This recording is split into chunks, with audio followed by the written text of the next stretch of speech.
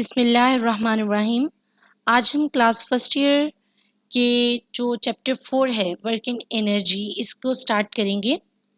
Work and energy का basic relationship आपस में क्या है, हम पहले इन टर्म्स को समझेंगे ताकि जब हम इस चैप्टर को आगे इन डिटेल पढ़ें तो हमें ये कॉन्सेप्ट्स क्लियर होते रहें, ताकि मैं जहाँ पर आपको पढ़ाते हुए वर्क का लफ्ज़ बोलूँ, एनर्जी का लफ्ज़ बोलूँ, आपको उसका मतलब पता हो, उसकी लॉजिक पता हो, इन दो लफ्ज़ों का आपस में रिलेशन पता हो। तो आपका जो चैप्टर है वो स्टेटमेंट से स्टार्ट हो रहा है कि the energy of an object changes if an exchange of energy occurs between the object and it's environment. कोई भी ऑब्जेक्ट है, उसके पास आप इमेजिन करो कोई एनर्जी है। अब उस ऑब्जेक्ट की अगर आपको एनर्जी चेंज करनी है तो वो किस तरह से चेंज होगी। वो ये कह रहे हैं कि जब वो ऑब्जेक्ट अपनी इन्वायरमेंट के साथ इंटरेक्ट करेगा, इन्वायरमेंट के साथ अपनी एनर्जी को एक्सचेंज करेगा या इन्वायरमेंट अपनी एनर्जी उस ऑब्जेक्ट को देगी, तभी उस ऑब्जेक्ट की एनर्जी में चेंज आ सकती है। जब उसका एनर्जी का जो एक पॉइंट है, एक उसका लेवल है, एक फिगर है कि इतनी एनर्जी है, जब वो चेंज हो रही है, एक्सचेंज ऑफ एनर्जी हो रहा है ऑब्जेक्ट का, तो ऑब्जेक्ट का हम कहेंगे एनर्जी चेंज हो गई है। तो ये किस तरह से एक्सचेंज हो जाएगी इन्वायरमेंट के साथ। जब ऑब्जेक्ट इनिशियल पॉइंट पे है, कोई फोर्स अकर नहीं करी, कुछ भी नहीं हो रहा, तो वो रेस्ट पे है। अब उसके चेंज होने के लिए क्या ज़रूरी है कि उस पर कोई ना कोई फोर्स एक्ट करे। दो बातें हैं। ट्रांसफर ऑफ एनर्जी कब होगी कि जब उसके ऊपर कोई फोर्स एक्ट करे या फिर एक्सचेंज ऑफ हीट हो रहा हो। जब उसके ऊपर कोई हीट अप्लाई की जाएगी, इन्वायरमेंट की हीट अप्लाई होगी, उसका जो एनर्जी लेवल है वो चेंज हो जाएगा। इसी तरह अगर आप कोई फोर्स अप्लाई कर रहे हैं तब भी उसका एनर्जी लेवल चेंज हो जाएगा। ये दो बातें। After that the transfer of energy via force. अब हमने क्या कहा, अगर फोर्स अप्लाई कर रहे हैं और एनर्जी चेंज हो रही है तो उसको आप क्या कहोगे कि ये वर्क हो रहा है। ये आपके पास एनर्जी और वर्क का रिलेशनशिप आ गया।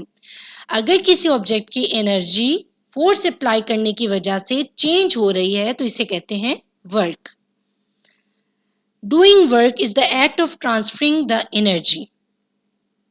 फोर्स अप्लाई करने पर ऑब्जेक्ट की एनर्जी चेंज हुई, ये वर्क की आपके पास डेफिनेशन आ गई। अगर आपको एक लफ्ज में बताना है कि वर्क क्या है तो आप कहेंगे that is transferred energy. Energy transferred to the object is positive work.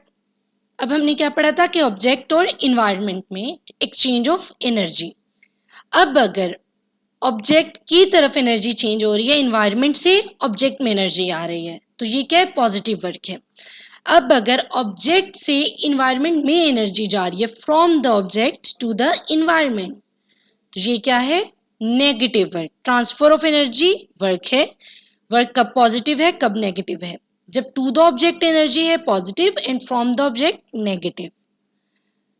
Work is often thought in terms of physical और मेंटल एफर्ट। अब ये जरा फिजिक्स से हटके एक स्टेटमेंट उन्होंने दी है कि वर्क आपके पास फिजिकली भी हो सकता है और मेंटली भी हो सकता है। ये आपकी डेली बेसिस में से, डेली रूटीन में से एक स्टेटमेंट उन्होंने दी थी। फिजिकली किस तरह से कि जैसे आप सोच लो कोई मजदूर है, वो काम करता है, फिजिकली बहुत ज्यादा एफर्ट करता है, दैट इज वर्क। अगर कोई इंसान कोई मेंटली वर्क करता है, जैसे कोई इंजीनियर वगैरह होता है या कोई जो कंप्यूटर साइंस के स्टूडेंट्स होते हैं वो कोडिंग करते हैं, चाहे वो 1 घंटा काम कर रहा है बट उसकी मेंटली एफर्ट बहुत ज़्यादा लग रही है, आप क्या कहोगे, उसने भी वर्क किया है। लेकिन फिजिक्स के टर्म में आपके लिए वर्क डिफाइन करने के लिए दो चीज़ों का होना ज़रूरी है। The number one is force, the second one is displacement.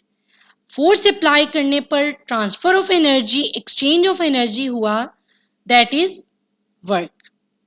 लेकिन अगर आपने फोर्स अप्लाई की, जिस तरह हमने अभी प्रोजेक्टाइल मोशन में पढ़ा था, अगर मेरे पास एक बॉल हो, मैंने उसको क्या किया, बॉल को हवा में थ्रो किया, वो बॉल वाई एक्सिस पे गई और उसी पे वापस आके जमीन पे गिर गई। जमीन से गई थी, जमीन पे वापस आके गिर गई। उसने जो डिस्प्लेसमेंट था, उसका डिस्प्लेसमेंट जीरो है, तो हम कहेंगे वर्क जीरो है। चाहे बॉल ने एक प्रोसेस कवर किया है कि वो ए टू बी गई है, बी टू ए वापस आ गई है, बट डिस्प्लेसमेंट उसका जीरो रहा, तो क्या है, ये वर्क जीरो है। अब इधर से आप इस चीज को समझो कि इन फिजिक्स, फिजिक्स की लैंग्वेज में आपके पास वर्क डिफाइन करने के लिए दो चीजें होनी चाहिए, फोर्स एंड डिस्प्लेसमेंट। यही आपका वर्क का फॉर्मूला होता है कि आपके पास फोर्स और डिस्प्लेसमेंट का डॉट प्रोडक्ट होता है।